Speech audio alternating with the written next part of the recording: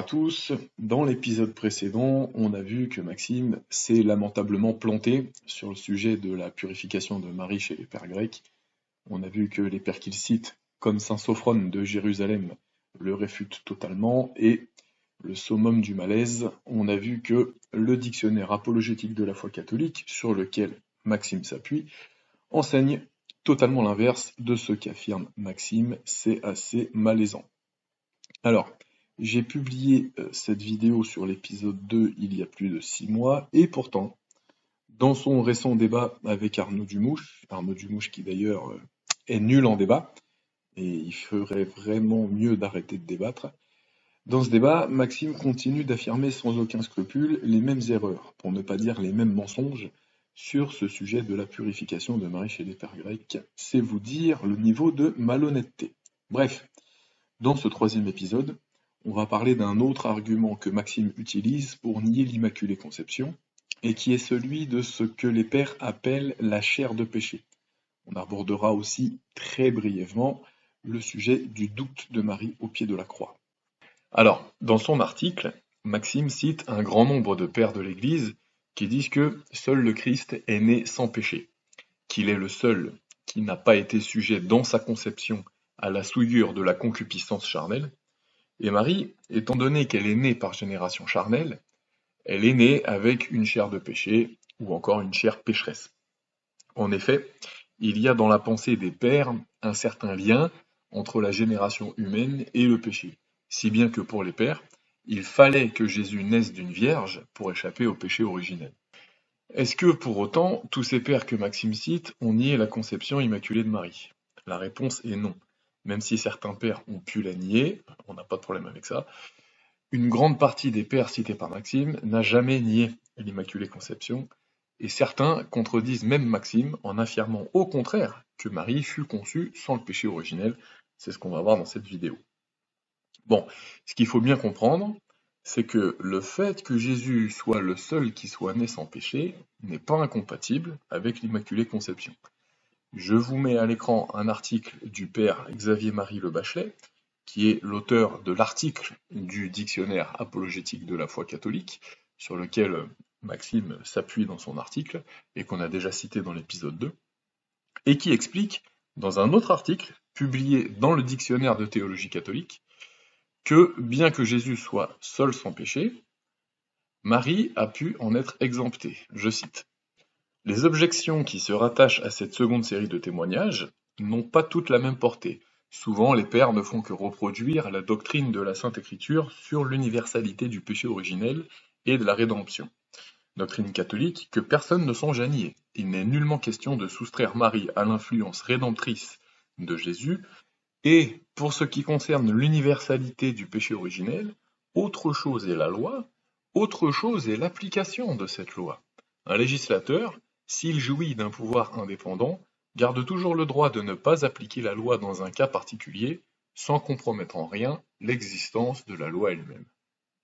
Ensuite, le père Le Bachelet revient sur des citations de saint Ambroise et saint Augustin, que les hérétiques aiment bien citer pour nier l'Immaculée Conception, et il explique que Jésus et Marie sont en fait tous les deux immunisés contre le péché originel, mais de deux manières différentes, de droit et de fait. Jésus en a été immunisé par droit, étant donné qu'il est à la fois Dieu et homme, et puis parce qu'il est né d'une vierge, c'est donc de droit qu'il est immunisé contre le péché originel. Quant à Marie, c'est de fait. En tant que femme née par génération charnelle, elle aurait dû contracter le péché originel, mais Jésus l'en a préservé par une grâce toute particulière.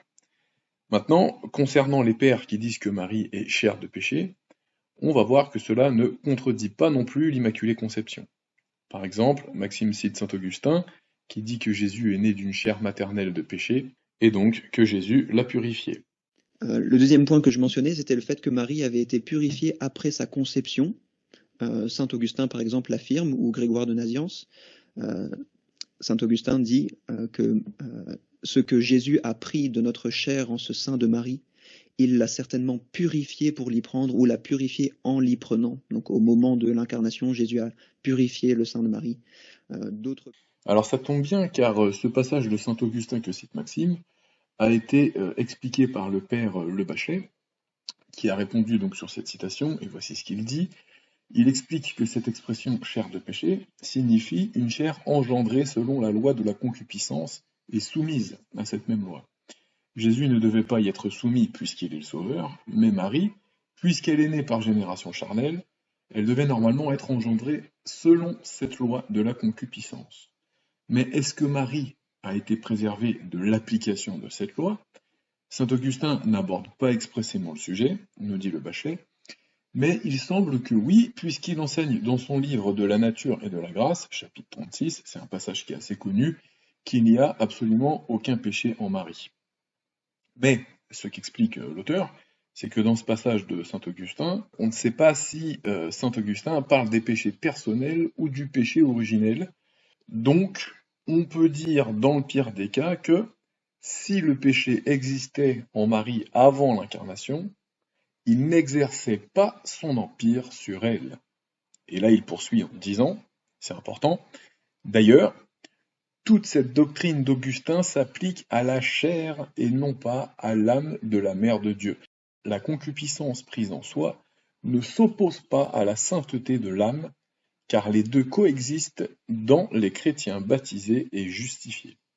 Il est donc illégitime de s'appuyer sur l'expression « chair de péché » pour conclure que la très sainte Vierge fut soumise à la loi commune du péché originel.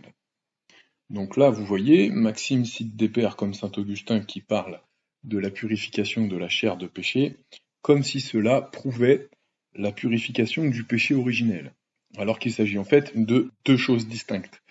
C'est aussi ce qu'affirme le père Athanase Sage, qui est un théologien catholique, que Maxime cite dans son article pour prouver, entre autres, que saint Augustin n'a jamais enseigné l'Immaculée Conception et qu'il l'aurait même nié dans un passage de l'Opus Imperfectum.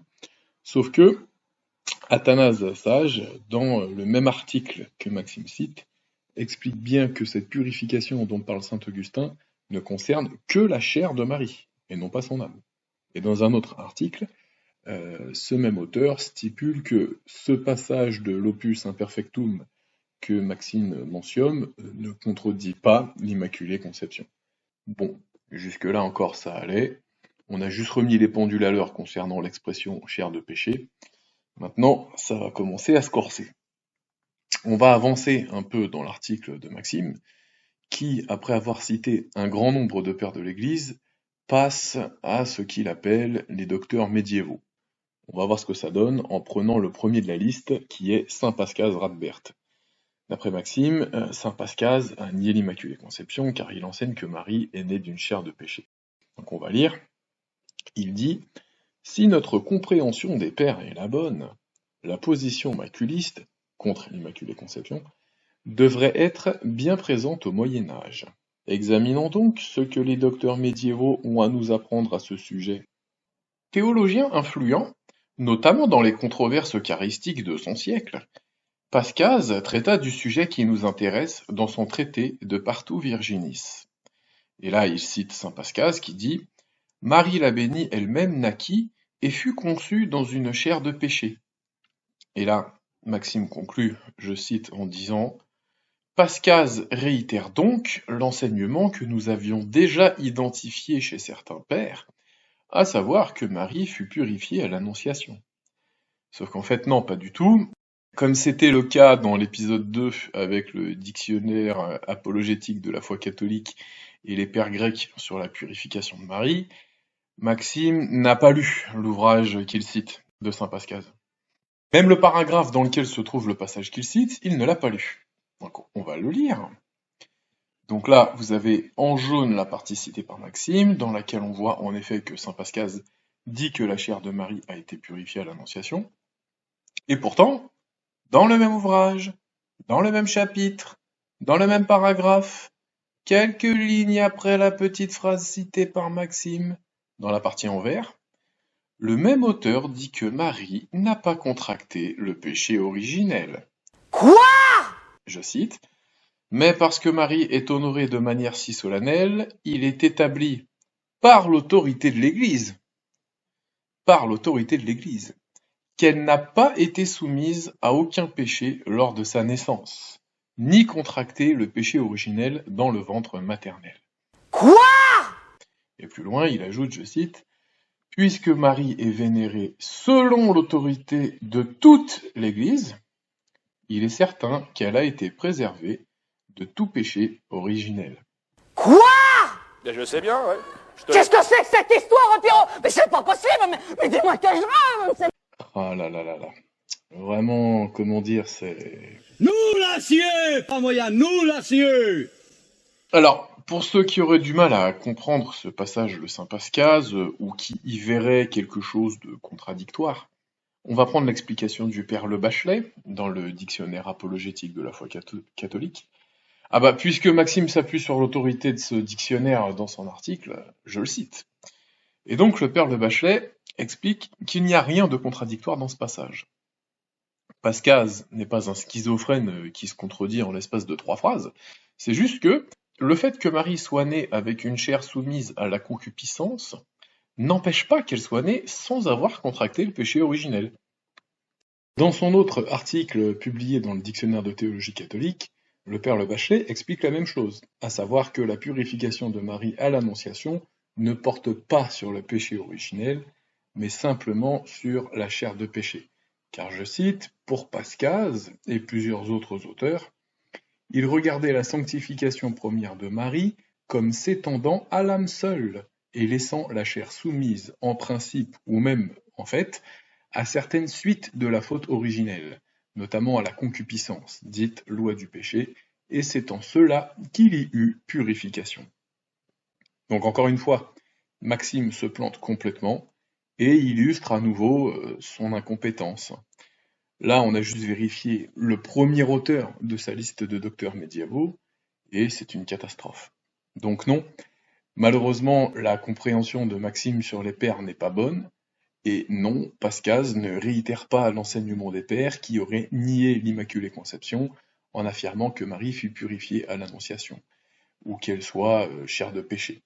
En fait, ce que Pascase réitère, c'est que Marie est née sans le péché originel, bien qu'elle ait reçu une chair de péché, comme le disent les pères des siècles précédents.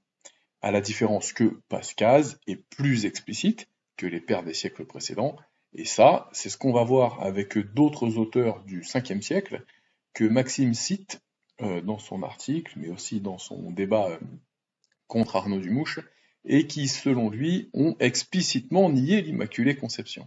Alors on va pas tous les aborder un par un, sinon la vidéo serait trop longue, mais on va s'arrêter au moins sur saint Proclus de Constantinople. Alors voici la citation de Maxime, c'est la seule et l'unique citation de Proclus qu'il utilise dans son article, je cite « À moins que je ne prenne place dans tes bras maternels, tu ne prendras pas place à la droite de mon Père.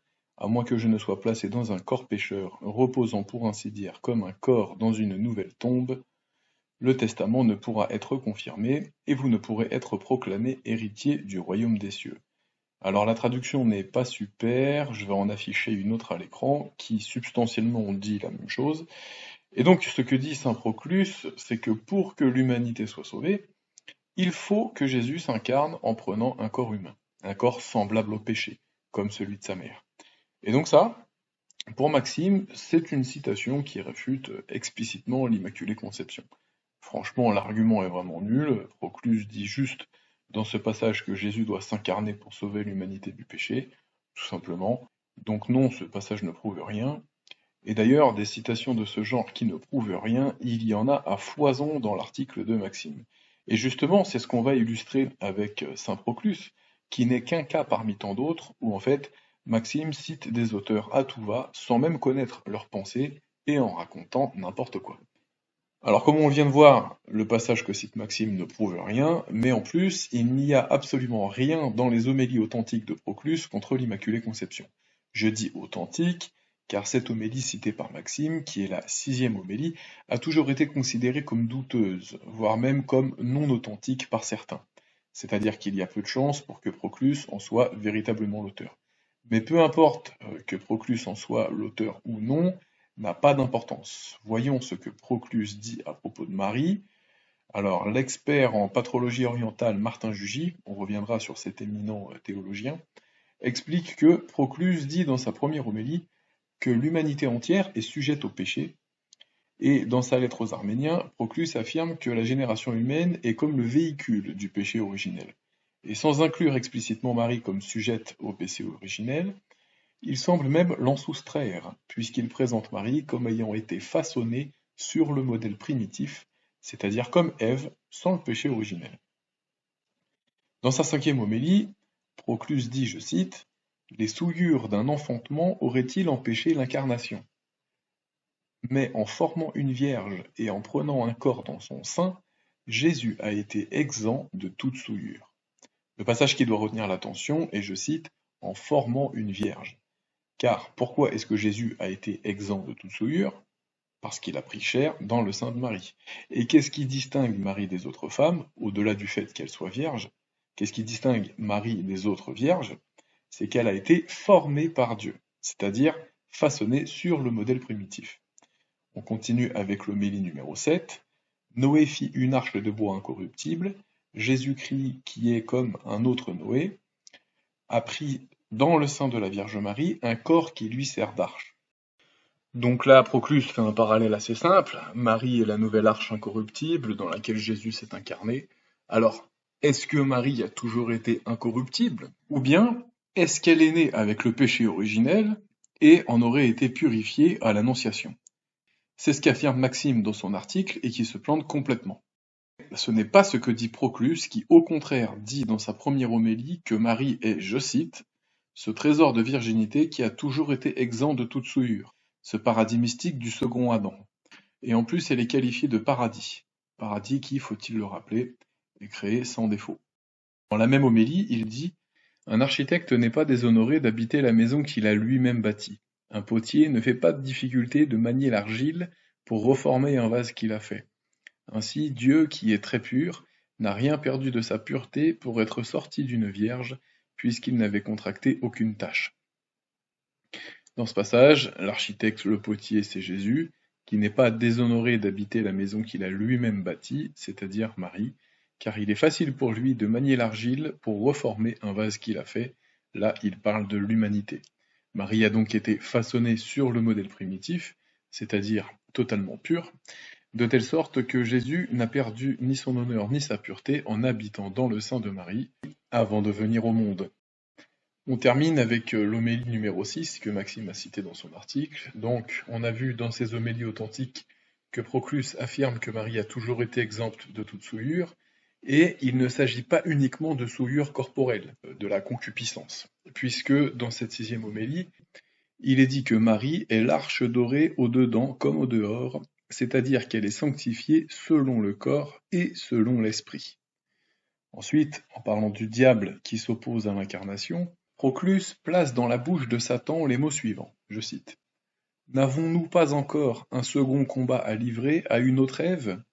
Ne faut-il pas que nous attaquions une femme pure et chaste ?» Fin de citation. Ok, donc le premier combat mené par Satan concernait Ève, qui avait été créée sans le péché originel. Si donc Marie est une autre Ève, elle est aussi créée sans le péché originel. Alors attention, toutes les citations que je viens d'exposer ne prouvent qu'implicitement l'Immaculée Conception. En fait, ces citations ne prouvent qu'implicitement ce que des auteurs plus tardifs, comme saint Pascal Radbert, exprimeront de manière plus explicite. Et même si ces citations de Proclus ne dépassent pas le stade de la preuve implicite, le problème est que dans son article, après avoir cité Proclus comme négateur de l'Immaculée Conception, Maxime s'appuie sur le dictionnaire apologétique de la foi catholique pour affirmer que les pères grecs, dont Proclus fait partie, ont nié l'Immaculée Conception sous prétexte qu'ils ont enseigné la prépurification de la Vierge Marie. Alors on a déjà vu avec l'épisode 2 que Maxime s'était lamentablement planté et que ce dictionnaire affirmait l'extrême inverse de ce que prétendait Maxime. Et justement, on va maintenant regarder ce que ce dictionnaire dit, colonne 223, à propos de la mariologie de saint Proclus, et notamment de l'homélie numéro 6 que Maxime cite dans son article. Je cite. Dans l'une de ses éloges de Marie, Mère de Dieu, Proclus parle de l'âme de Marie pure et sans tache, puis reprenant la comparaison de la seconde Ève associée à son divin Fils dans la lutte contre l'ennemi du genre humain, il prête ce langage au démon stupéfait. Aurons-nous donc à lutter contre une nouvelle Ève? Devrons-nous livrer bataille à une femme immaculée? Serons-nous obligés d'adorer le second Adam?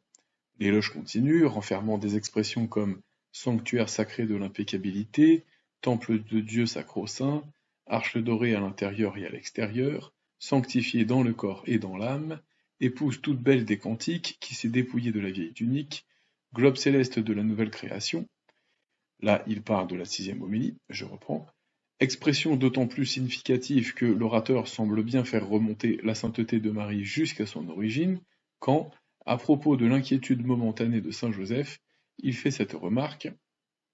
Joseph oubliait qu'elle pouvait devenir le temple de Dieu, celle qui avait été formée d'un limon pur.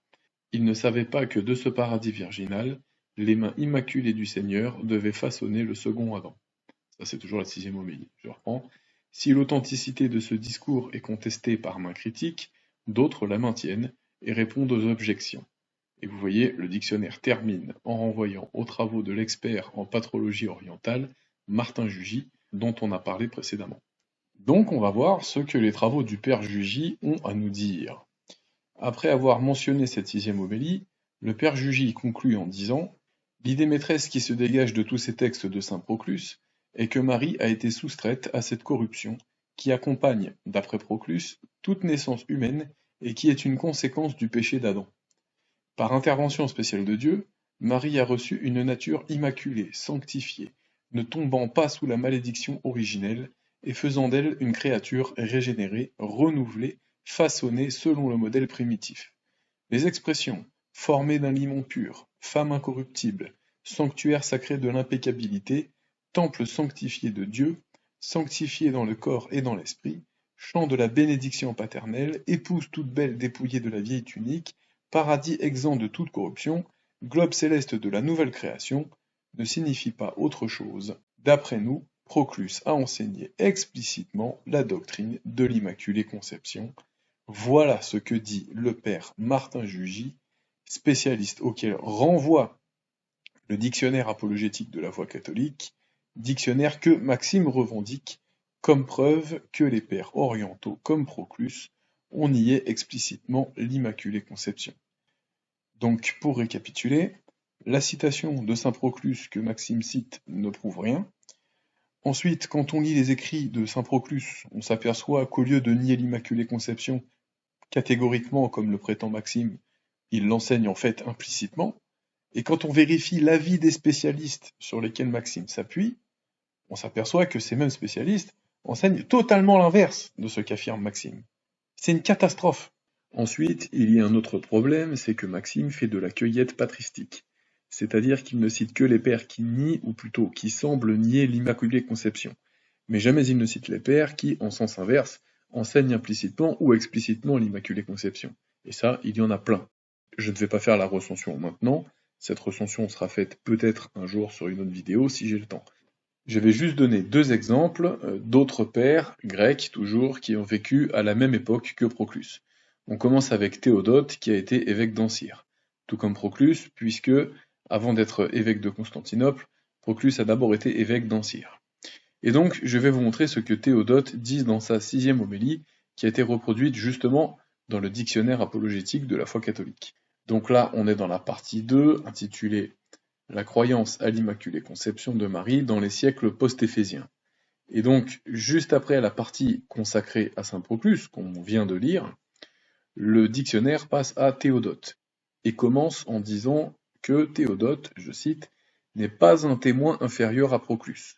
Le dictionnaire explique pourquoi, et ensuite, il reproduit la 6e homélie de Théodote sur la Sainte Mère de Dieu, je cite, « À la place de la Vierge Ève, devenue pour nous un instrument de mort, Dieu choisit pour nous redonner la vie une Vierge très agréable à ses yeux et pleine de grâce, Vierge qui appartient au sexe féminin, mais sans en connaître la malice, Vierge innocente, sans tache, exempte de toute faute, intacte, pure, sainte d'âme et de corps, poussant comme un lys au milieu des épines, ignorant les mots d'Ève. » Plus loin, Théodote fait un rapprochement entre Jésus et Marie en disant « C'est l'excellent issu de l'excellente, l'ineffable issu de l'ineffable, le Fils du Très-Haut issu de la Très-Haute, Et pour finir, il dit dans sa 4e homélie, je cite, « Celui qui a formé l'antique Vierge tout à son honneur a formé aussi la seconde d'une façon irrépréhensible. S'il a doté l'extérieur de la beauté convenable, il n'a pas moins fait pour l'intérieur où l'âme habite en lui conférant l'ornement de la sainteté. » Donc là, pour ne pas y voir l'enseignement de la conception de Marie sans le péché originel, il faut vraiment être de mauvaise foi. Mais avant de passer à l'auteur suivant, on va revenir sur un détail important concernant saint Proclus, qui était en fait le successeur de saint Jean Chrysostome sur le siège de Constantinople. Chrysostome qui, dans certains de ses sermons, attribue à Marie des défauts et des imperfections difficilement conciliables avec la notion de préservation du péché. D'autres pères avant lui avaient déjà attribué des défauts à Marie, mais avec beaucoup plus de mesure. Certains parlent d'empressement, d'ignorance, ou bien du fait que Marie aurait douté au pied de la croix, mais sans jamais employer le terme de péché. Avec saint Jean Chrysostome, il faut le dire, même s'il n'emploie pas lui-même le terme de péché, il y a quand même une limite qui est franchie. Cependant, l'enseignement de saint Jean Chrysostome n'est pas l'enseignement traditionnel et universel de l'Église, mais simplement le sien. Plus aucun père byzantin n'attribuera de tels défauts à Marie. Preuve en est avec saint Proclus, son successeur direct, qui enseigne exactement l'inverse, comme on a pu le voir. Et concernant le doute que certains pères ont pu attribuer à Marie au pied de la croix, ce doute n'est pas forcément synonyme de péché. Déjà car aucun de ces pères n'emploie le terme de péché, mais en plus, on a des pères comme Hésychus de Jérusalem qui, bien qu'il parle du doute de Marie, enseigne également la même chose que saint Proclus et Théodote d'Ancyre sur la sainteté parfaite de Marie. Martin Jugy explique qu'Hésychus atténue fortement l'interprétation erronée d'Origène sur le glaive de douleur qui transperça Marie au pied de la croix. Pour Hésychus, ce glaive qui a transpercé Marie s'entend seulement des pensées contradictoires qui agitent l'âme et la tiennent dans l'incertitude. Hésychus ne dit pas que Marie a douté au point de commettre une faute. Ces paroles peuvent s'entendre d'une sorte d'angoisse intérieure et de tentation. Bien entendu, Maxime Georgel inclut Hésychus comme négateur de l'Immaculée Conception, puisque cet auteur parle du doute de Marie au pied de la croix. Mais, maintenant qu'on a vu que ce doute de Marie au pied de la croix ne prouve rien de contraire à la sainteté parfaite de Marie, voici le commentaire d'un verset du psaume 131 où Hésychus dit, je cite, « Lève-toi Seigneur, toi et l'arche de ta sainteté, c'est-à-dire la Vierge, la Mère de Dieu. Si tu es une perle, elle en est l'écrin. Si tu es le soleil, on l'appellera ton ciel. Tu es une fleur qui ne se fane pas. La Vierge est donc une plante d'incorruptibilité, un paradis d'immortalité. C'est elle qu'Isaïe a prophétisé. La plus excellente des femmes, la Vierge des Vierges, l'ornement éclatant de notre nature, l'orgueil de notre limon. C'est elle qui a délivré Ève de sa honte et Adam de la menace qui pesait sur lui, elle qui a réprimé l'insolence du dragon. La fumée de la concupiscence ne l'a point atteinte, et le ver de la volupté ne l'a point entamée. Elle a gardé incorruptible le temple du Verbe, et son tabernacle exempt de toute souillure. Martin Jugy commente ce passage en expliquant dans la partie en bleu que Marie n'a pas été atteinte par la concupiscence, alors que justement, chez les pères, la concupiscence est dans une certaine mesure liée au péché originel. Dans la partie en jaune, Hésychus dit que Marie est une plante d'incorruptibilité, un paradis d'immortalité. Jésus est la rose qui ne se fane pas, la rose immortelle, et Marie est le rosier sur lequel s'épanouit cette rose qui participe à ses qualités. Elle est donc elle aussi à l'abri de la corruption et de la mort, et ne porte point dans sa racine le virus originel. Encore une fois, pour ne pas voir ici la conception immaculée de Marie, il faut être de bien mauvaise foi. On passe à Chrysippe de Jérusalem, qui, selon Maxime, nie catégoriquement l'Immaculée Conception. On va jeter un œil au passage qui est censé contredire la sainteté originelle de Marie. C'est dans une hymne sur l'éloge à Marie, Mère de Dieu, je cite « Levez-vous Seigneur, venez au lieu de votre repos. Le lieu de votre repos, c'est la Vierge. C'est son sein qui deviendra votre lit et votre demeure. Levez-vous Seigneur, dit le prophète, car si vous ne vous levez pas du sein de votre Père, notre race qui est tombée autrefois ne se relèvera pas. Levez-vous, vous et l'arche de votre sainteté, car c'est lorsque vous vous lèverez du sein paternel et que vous scellerez l'arche de votre sainteté, que l'arche elle aussi se relèvera avec tous les autres, de la chute dans laquelle l'a placée, même elle, la parenté d'Ève. Ok, donc là, On a Chrysippe qui commente le même verset que Hésychus sur le psaume 131 et qui semble bien inclure Marie au reste de l'humanité que Dieu doit relever de la chute originelle. Mais voyons un autre passage de la même homélie avant de tirer une conclusion hâtive. Écoute ma fille, regarde et prête l'oreille, oublie ton peuple et la maison de ton père, car un peuple méchant te déshonore par la proche parenté que tu as avec lui.